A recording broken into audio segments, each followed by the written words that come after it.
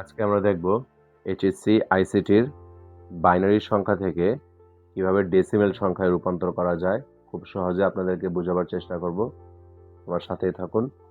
আমি একটি বাইনারি সংখ্যা লিখি 110.001। যে কোনো একটি সংখ্যা হতে পারে। আমরা জানি সংখ্যার নিচে যা লেখা থাকে তা ভিত্তি বা বেস বলা হয় এবং আমাকে রূপান্তর করতে বলা হয়েছে ডেসিমেল। বাইনারি সংখ্যা থেকে ডেসিমেল আমাকে যেতে বলা হয়েছে। তো বাইনারি সংখ্যা থেকে ডেসিমেল যাওয়ার নিয়ম হলো, একটি শর্টকাট পদ্ধতি আমরা মাথায় রাখবো, ডেসিমেলের ভিত্তিটি কখনো কাজে লাগে না। তার বিপরীতে যেটি থাকে সেটি নিয়ে আমরা কাজ করতে হবে। ডেসিমেলের বিপরীতে আমাদের আছে বাইনারি। তো বাইনারি নিয়ে এখন আমরা কাজ করব। তো যখন আমরা প্রথম সংখ্যা নিয়ে কাজ করব, প্রথম সংখ্যা বলতে আমি কি বোঝাচ্ছি, আমার ব্র্যাকেটের সমানের বাম পাশে যা থাকে এটাকে আমরা প্রথম সংখ্যা বলবো, আর সমানের ডান পাশে যা থাকবে সেটাকে আমরা দ্বিতীয় সংখ্যা বলবো। বা সহজে বলতে গেলে আমাদের উদ্দীপকে বা প্রশ্ন হিসাবে যা দেওয়া থাকবে সেটি হবে আমাদের প্রথম সংখ্যা, আর যেটি আমাদেরকে ফলাফল বা অ্যান্সার বের করতে বলবে সেটি হবে আমাদের দ্বিতীয় সংখ্যা।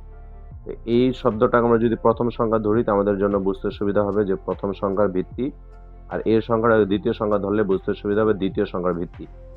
আমি যদি বলি প্রথম সংখ্যার ভিত্তি দ্বারা প্রথম সংখ্যাগুলোকে গুণ করতে হবে, মানে গুণ করা মানে বোঝায় প্রত্যেকটা ডিজিটকে 2 দিয়ে গুণ। 1কে 2 দিয়ে গুণ, আবার 1কে 2 দিয়ে গুণ, 0কে 2 দিয়ে গুণ, এইভাবে করে প্রত্যেকটা ডিজিটকে আমাকে 2 দিয়ে গুণ করতে হবে, যেহেতু ভিত্তি 2 ছিল আমাদের।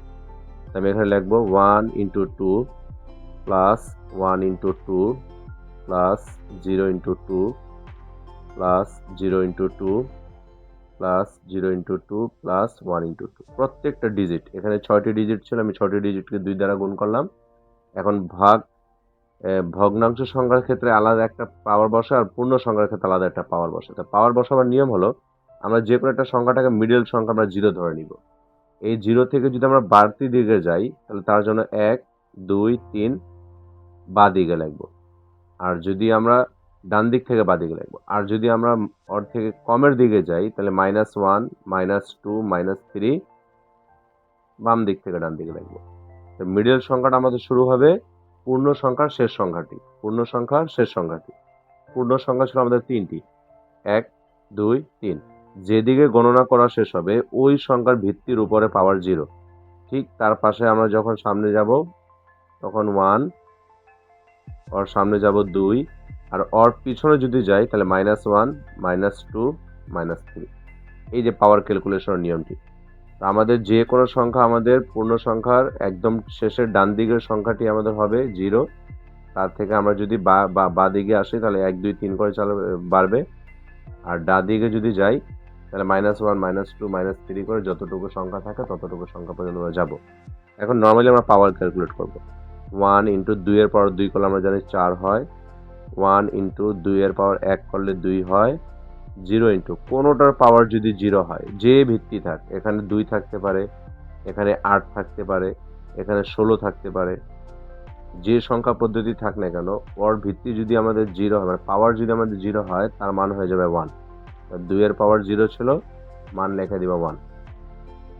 আবার এখানে 0 × মাইনাস যদি আমাদের পাওয়ার থাকে, মাইনাসের জন্য ভগ্নাংশ 1। নিচের ক্যালকুলেশন পরে করব, আগে এই মাইনাসটার জন্য ভগ্নাংশ 1 লিখে নিব। 1 লেখার পর 2 এর সাথে একটাকে নর্মাল ক্যালকুলেট করব। 2 এর পাওয়ার 1 করলে 2 নিচে, প্লাস আবার 0 × মাইনাস থাকলে ভগ্নাংশ 1, 2 এর সাথে পাওয়ার 2 দেওয়া, 2 এর পাওয়ার 2 করলে আমরা জানি 4 হয়, প্লাস আবার 1 এর 1 × মাইনাস থাকলে 1, আর 2 এর পাওয়ার 3 করলে নর্মালি আমরা জানি 8 হয়। এই ক্যালকুলেশনটা আমরা নিচে এখন গুণ করে বসাই দেব। 4 × 1 = 4, 2 × 1 = 2, 0 এর সাথে যা গুণ করি 0 হবে, এখানে 0 এর সাথে যা গুণ করব 0 হবে, এখানেও 0 এর সাথে যা গুণ করব 0 হবে।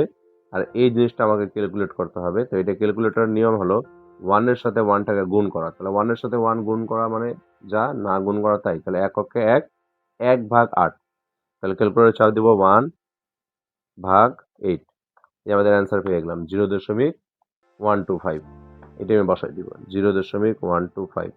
সবকটা যোগ করলে কত হবে? 4 × 2 = 6, 6.125 লিখবেন, সরি 6.125। এই যে আমাদের ডেসিমেল অ্যান্সার বের হয়ে গেছে। তো আশা করি আপনারা বুঝতে পেরেছেন যে বাইনারি থেকে ডেসিমেলে কিভাবে নেওয়া যায়।